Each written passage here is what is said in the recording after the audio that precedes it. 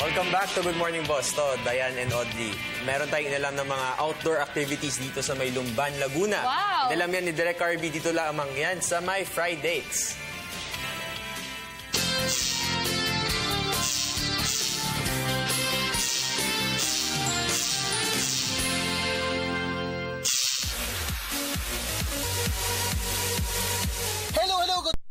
Nandito pa rin kami sa Lumban, Laguna at susubukan namin ang samut-saring outdoor activities ng Caliraya Resort Club. Tara! Best friend, Genghis, let's go! At ang aking first step for today, susubukan ko ang kanilang rappelling. Ang sabi nila, ito ay merong 33 feet. Yes, 33 feet ang aking aakitin. Ganun siya kataas, ganun din ang aking bababayin. Halika! Hinihingal na ako, wala naman sa usapan to ah. Ayun, narating ko na ang tuktok. 33 feet ito, tama o ba, kuya? Yes, tama po. Meron ka ba mga tips para sa amin kung paano ang tamang pagbaba? So, meron naman po. So, since sa beginner po tayo, so, susutan ko yung harness. So, kakapit po yung isang hands nyo po sa may unahan. Okay.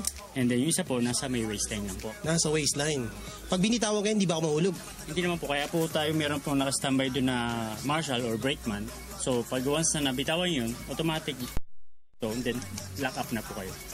Akala ko silang sasalo sa akin. Taga ano? Hindi naman po. Talaga nga naman ano. Okay, let's do this!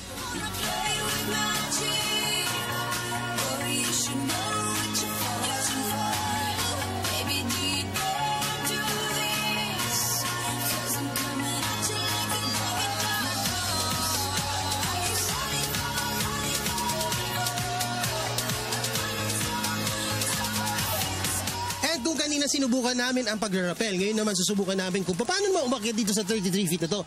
Ngayon, meron doon sila tatlong category. Yung pang beginner, pang medyo kaya mo na, at saka yung pang hard, di ba? Ibang klase yan, parang computer lang, di ba? Ito, susubukan ko ngayon, syempre, yung pang beginner.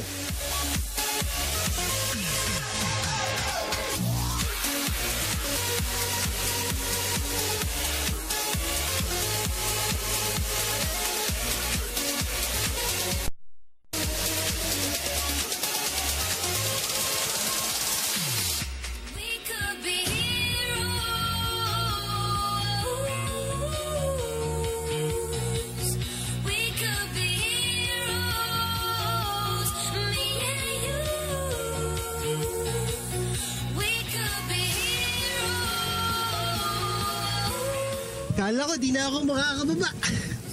Gay. Masarap pala. Ibang klaseng experience to.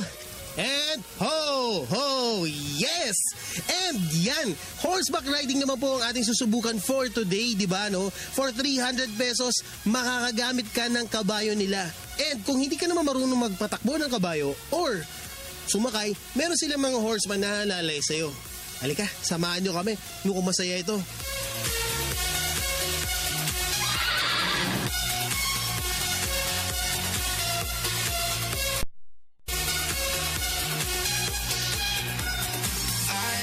Ito ang kanila pinagmamalaking earth ball. Ang sabi nila 25 kilograms, 12 feet. Ang kailangan mo lang dito gawin, i-shoot siya sa kabilang side ng net. Subukan natin kung magagawa natin mag-isa. Okay, sinubukan ko. Talagang hindi mo siya kayang mag-isa. Dahil hindi ko siya kayang iangat mag-isa, kahit ano pang gawin ko, humingi na ako ng rest back sa aking Fridays team.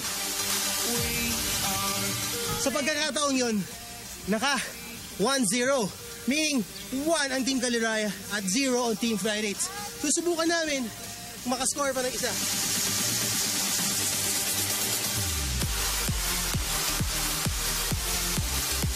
And of course, hindi namin sila kakayanin dahil araw-araw nila itong ginagawa. Well, better luck next time. And talaga nga naman, di ba, no? Namin talunin ang Team Caliraya pero talagang wala kami magawa. 2-0. Susubukan ng Team Friday silang talunin sa ibang klase naman ng sport. Abangan nyo kami sa susunod na linggo. Ako po ang inyong ka-Fridays barkada si Carby Salvador. See you again here only at Fridays. Good morning, boss.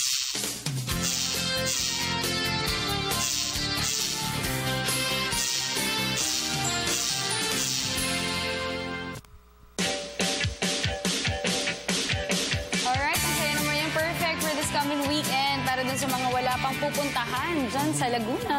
Tayo rin sana dito yung buong GMB family, no? Banding tayo. Banding tayo dyan minsan. Huwag na natin isama si Mama Joey. Dalawa lang.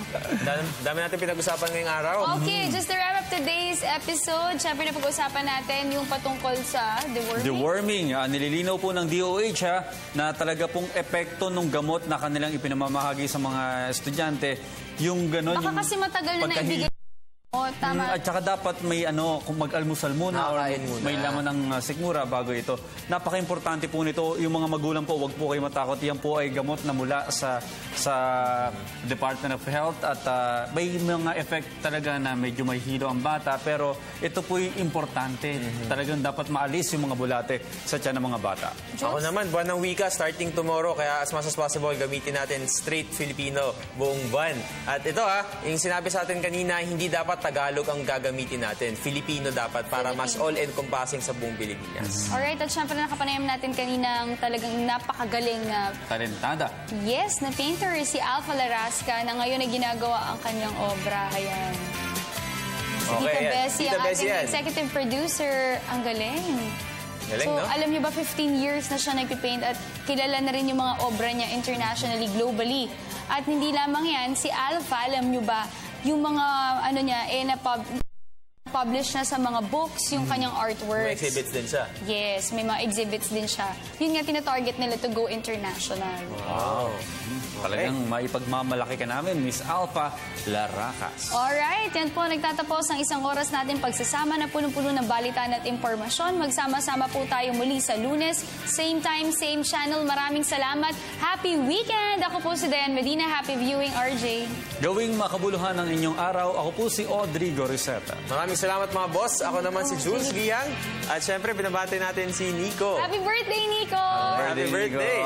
Okay, sama-sama pa rin tayo sa Lunes sa parehong oras at sabay-sabay namin kayong babatiin ng Good morning, boss! boss!